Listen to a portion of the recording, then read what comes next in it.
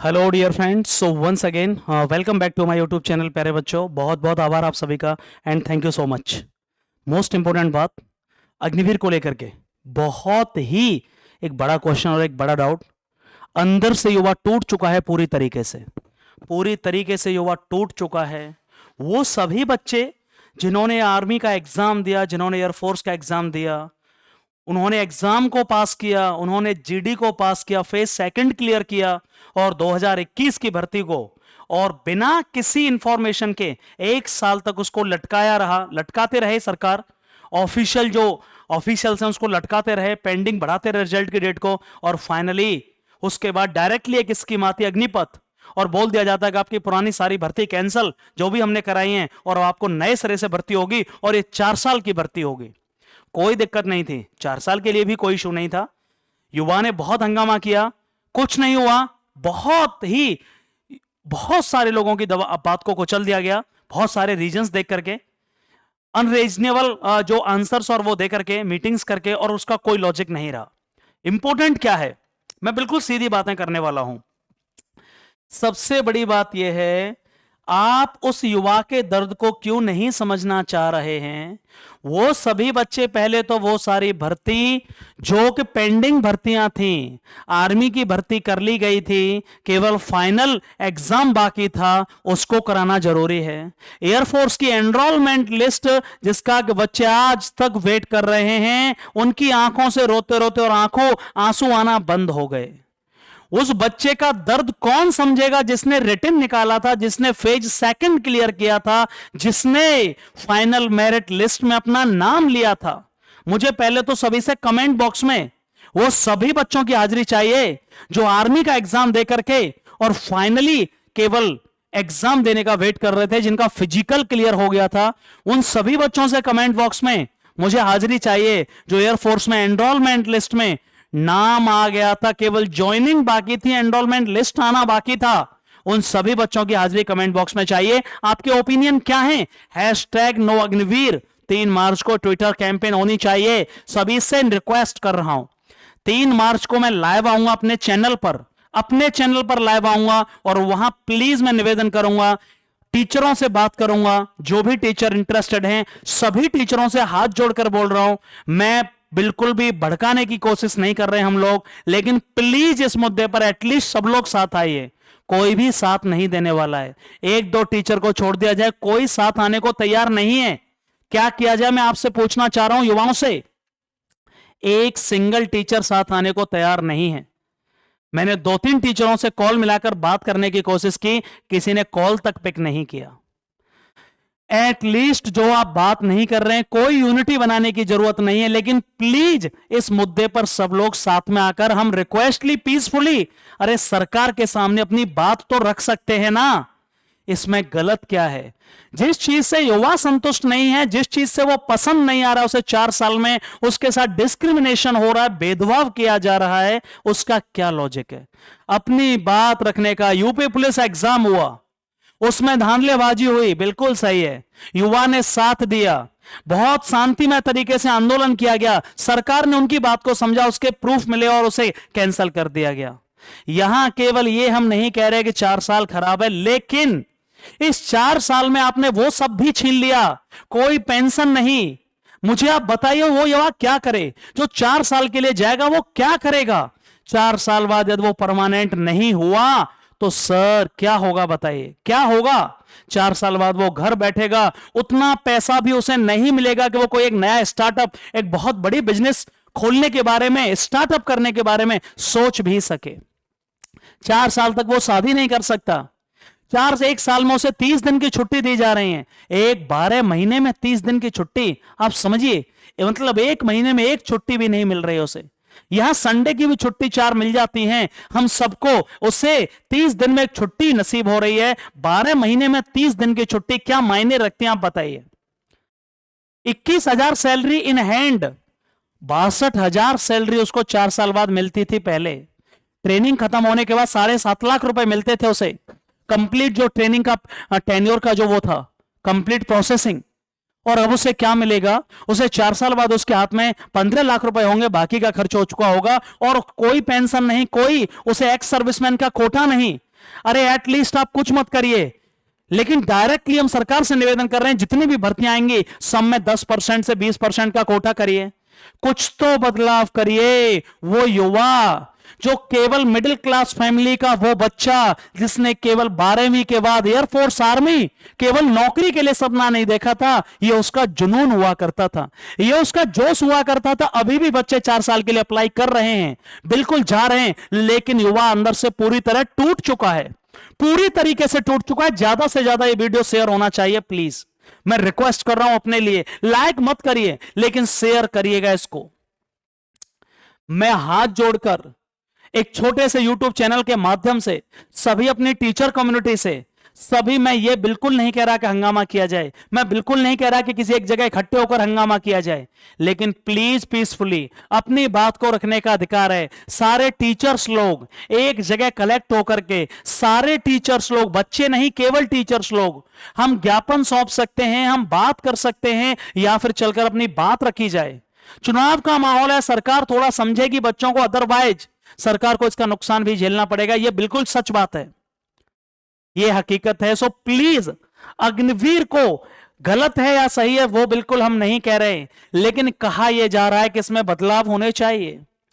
4 साल की जगह आप 10 साल करिए, कोई दिक्कत नहीं, 10 साल कर दीजिए, युवा कर लेगा, लेकिन इसमें बाकी का बदलाव करिए। आप 4 साल ही रखिए, लेकिन इसमें सैलरी सेम करिए पहले की तरह, 50,000 सैलरी करिए, युवा कर लेगा, कोई दिक्कत नहीं होगी उसे।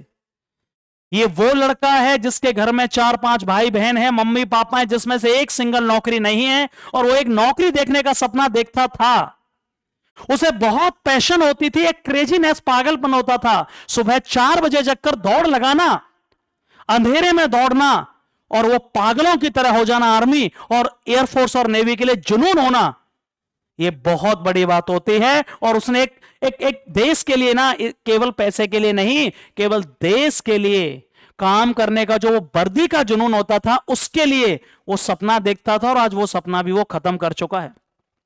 पुलिस की भर्ती आती है और उसमें क्या होता है, उसमें धांधलीबाजी होती है, फिर कैंसिल करनी पड़ती है। 5 साल बाद पुलिस की भर्ती आती है। आप सिस्टम को देखिए कितना ज्यादा खत्म हो चुका है, एजुकेशन सिस्टम बिल्कुल पतन के कगार पर है। कोई बोलने की हिम्मत रखता है उसको अंदर जेल में डाल दिया जाता है, किसी को बोलने नहीं दिया जाता है। कितना गलत है, कितनी गलत चीज है। मेरा केवल एक ही निवेदन है, एक ही, हम सभी को, सभी टीचर्स कम्युनिटी में जितने भी लोग हैं, प्लीज एक बार इस पर वीडियो बनाया जाए, सरकार तक इस बात को पहुंचाया जाए।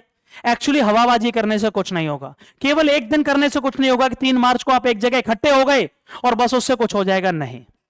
बहुत ही तरीके से, बहुत ही सुलझे हुए ढंग से, बहुत ही तरीके के साथ में, प्लानिंग के साथ में, एक शेड्यूल्ड प्लानिंग के साथ में, हम सभी को सरकार से मिलकर जिला लेवल पर और राज्य लेवल पर, सेंट्रल लेवल पर, केंद्र सरकार से मिलकर के, केंद्र के जो रिप्रेजेंटेटिव है उनसे मिलकर के बात करनी होंगे।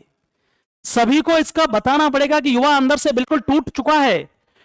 उस घर में जिसमें एक मिडिल क्लास फैमिलीज में एक युवा जिसमें 4-5 भाई बहनों में एक नौकरी होती थी, हरियाणा, उत्तर प्रदेश, बिहार, राजस्थान, एमपी, छत्तीसगढ़ और बाकी के राज्य जिनका मैं नाम याद नहीं है, भूल गया हूं, जो भी राज्य हैं, यहां के बच्चों को आप हर घर में देखोगे। मेरे गांव में आप देखेंगे तो हर बच्चा या तो डिफेंस में होगा, जो भी एक नौकरी होगी। मेरे एरिया में, जो कि मैं चाहरवाटी से हूं, चाहरवाटी एरिया से हूं, मेरा गांव बिसेरा है, और चाहरवाटी में आप हर घर में देखेंगे एक नौकरी हुआ करती थी डिफेंस में, और आज उस नौकरी में बच्चा जाने से बिल्कुल भी परहेज कर चुका है। वो दूसरे मौके तलाश रहा है, लेकिन दूसरे मौके उसके पास है नहीं। 5 साल बाद भर्ती आती है यूपी पुलिस की, और उसके बाद वो फिर कैंसिल हो जाती है।